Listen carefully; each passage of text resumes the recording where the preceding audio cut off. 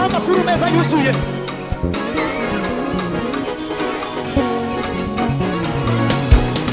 Reka tubahe impamvu y'uruge, impamvu y'ino Musamariya.